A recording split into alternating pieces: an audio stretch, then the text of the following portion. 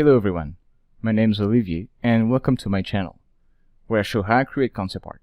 In today's video, I will show you some techniques in ZBrush I use for my workflow to create mechanical design. If you like the video, please hit the like and subscribe buttons. Also, if there are subjects you would like me to cover in the future, please feel free to ask. I will be more than happy to do so. Let's talk about design intent. First, we need a clear idea of what we were trying to achieve. Here's the sketch I came up with for this demo. I will not be going over the process of generating designs in much detail for this video.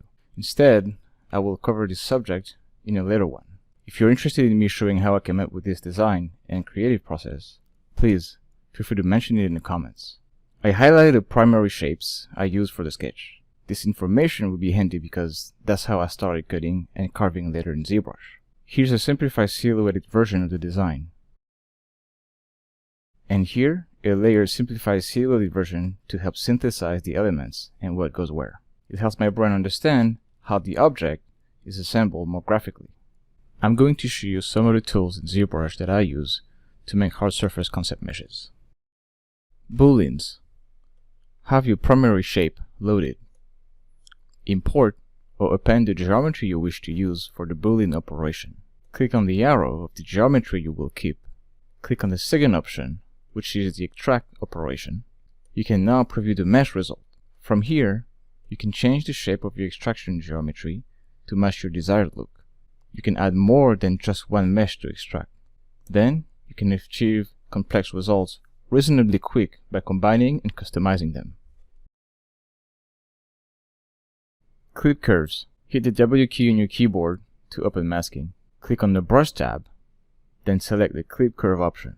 Hit Ctrl-Shift on your keyboard and drag. Release when you find a good place to cut. You can keep cutting multiple angles until you are satisfied with the result. You can obtain a complex design with a few simple cuts.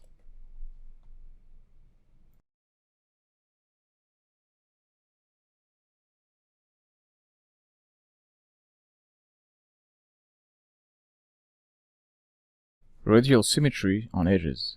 I use this technique on Dynamesh cylinders. Turn on symmetry by pressing X. Go to the Transform tab. Click on R for radial symmetry. Turn on the axis that needs to be flattened. For a smoother result, increase the radial count. Press B to pull up the brush menu and hit TD on your keyboard to bring up the Trim Dynamic brush.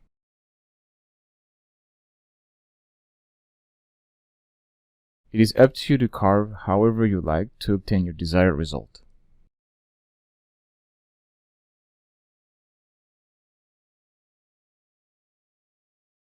Masking. Hit Ctrl on your keyboard and drag. Press Ctrl plus W to create a polygroup from your mask. Press Ctrl-Shift on the polygroup, then go to your Edge Loop tab, set loops and G-Polish to 0. Hit the Group Loops button.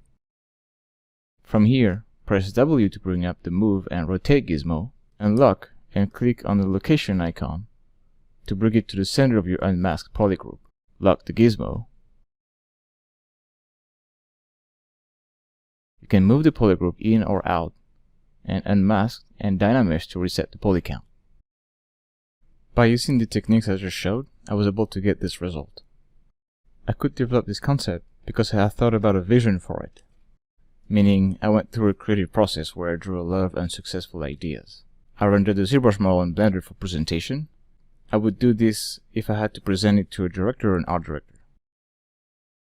Having a 3D concept you like is great, but what's better is an eye-catchy presentation and post-process. Render settings. I want to render fast, so the settings needs to help to achieve that. In Blender, if you go to Preferences, make sure you go to CUDA and turn on your available options in the System tab.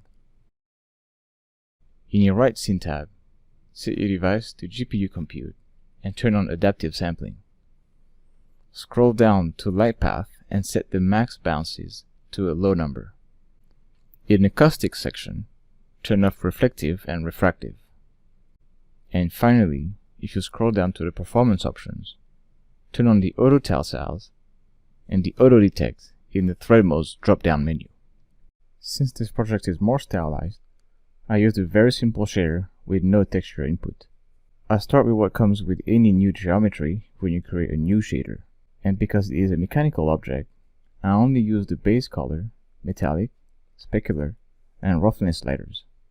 For my light setup, here's how I start. I use the default background node in the shader world and lower the value of the ambient lighting. This is because I want to build values just like in painting. I create some blue colored area lights and place them high up. I wanted to have lines going across the mechanical object. I created a spotlight to emphasize the focal point, which is the front of the piece. And I finished by adding some rim lights to sculpt the form a bit more. Here's how the lighting is set up in the viewport. Before I show the sped up video of the paint over, let's take a look at the different stages. I rendered an extra pass for the IDs. This is because I like to isolate the parts I paint, so I can only focus on one area at a time. I also added some lines in Blender to add another layer of details. I like to add gradients in the background to improve readability. I use a custom brush to paint over. Again, the stylization is reinforced here and remove the stiffness that 3D gives you by cleaning up the impurities. I add some glow to make it pop. And I finish with some color grading. Thank you for watching. I hope you enjoyed this video. See you in the next one.